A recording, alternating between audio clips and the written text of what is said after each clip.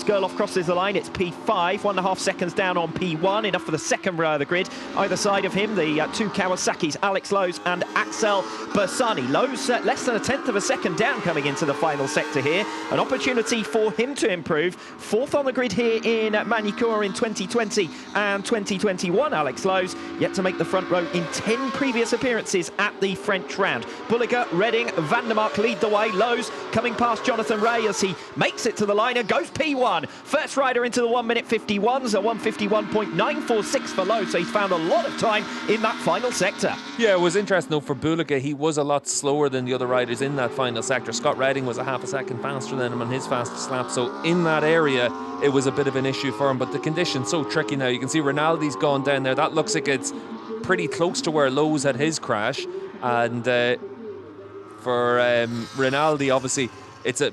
Ooh, and that's Nicola Bulliger, who is the latest victim of the Adelaide hairpin. Riders are going to be caught out here by yellow flags going into that one, so that's another lap loss for all of the riders, but it's particularly disastrous for Nicola Bulliger, who will not improve his time from second place here. Yeah, and he's just going to tuck the front up at the top as well, and again, just that same crash as everyone else. The rider isn't doing anything wrong. It's literally just the amount of water on the track. It can fill that thread pattern and cause those wet weather crashes. Quick word, Danilo Petrucci making his way out of pit lane. So Barney doing a great job there to get him back out onto the circuit. Still 3.5 minutes remaining. Yeah, for Petrucci, 3.5 minutes means that he'll come across the line probably with about 2 minutes left. He might have time for 2 laps. He's probably only going to have time for 1 flying lap. You can see all those bits of carbon fibre there from the wings that are discarded there, and Petrucci probably pretty close to hitting one of his own there. But it looked like it, didn't it? But Petrucci manages to safely negotiate that and the perilous turn 5 to continue on his way with 3 minutes remaining. Alex Lowe's leading the session. Obviously, he was one of the riders who had to slow down for the yellow flags there, so he will get another lap in at the end of this one. Obviously, Bulliger is going to be pretty much out of this session now. He has to come back to the pits. The rider to keep an eye on, though, is Alvaro Bautista, down there in 16th position right now on the grid.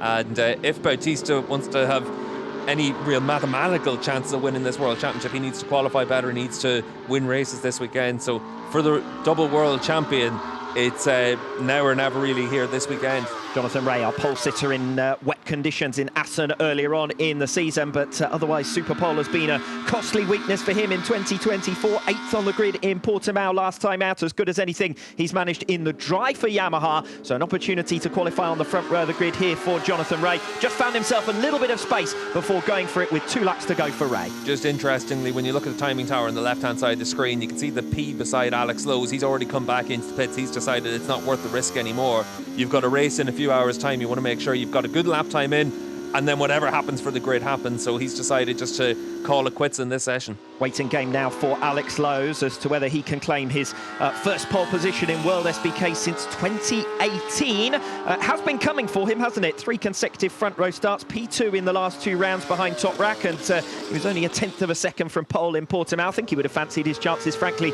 in dry conditions. At the moment, he's got a 3/4 of a second advantage in Superpole. 1.5 minutes remaining. Lowe's has just made his way back out onto the circuit. Yeah, and when he went out, it'd be interesting to see if he had... Ooh, big slide there for Gerloff as he comes through the final chicane.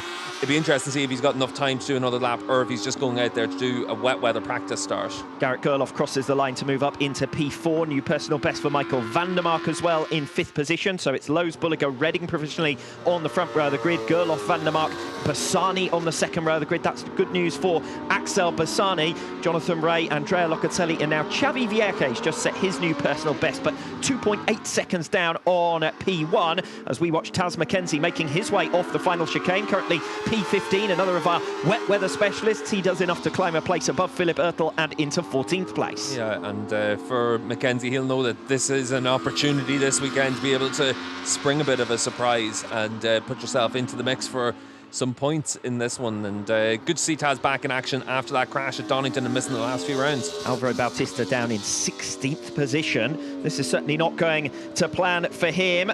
Second on the grid here last season in Magny-Cours.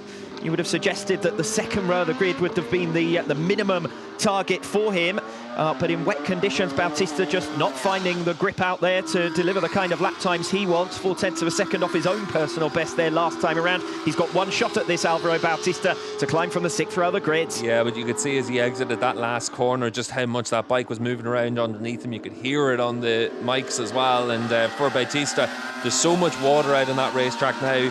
He doesn't look comfortable. You saw him on the run in towards turn 1. He was just tiptoeing into that section of the track. We'll see if he's been able to find something as the lap goes on, but 17th on the grid right now for him, and that's Remy that's gone down as well. Remy Gardner then the latest victim of the wet conditions here in Magny-Cours, and any rider who's just come on to start a final lap before the checkered flag is not going to have an opportunity here. The checkered flag has now fallen at the end of this 15-minute session. Garrett Gerloff crosses the line, new personal best, but fails to improve. He remains in P4. Michael van der Mark takes the checkered flag. He will remain in P5. So unless there are surprises further down the order, that might well lock in your top 5 positions. The likes of Jonathan Rea and this man Xavi Vierge could upset the apple cart. Vierge going pretty well, only a second down after 3 sectors, and that's enough to take a place on the second row of the grid, relegating Axel Bassani down to 7th, and Jonathan Rea has lost a lot of time in the 3rd sector, so it doesn't look as though he's going to be able to improve from 8th. Yeah, Xavi's done a good job, and so has Taz McKenzie there to move up onto the 4th row of the grid as well, so decent effort there from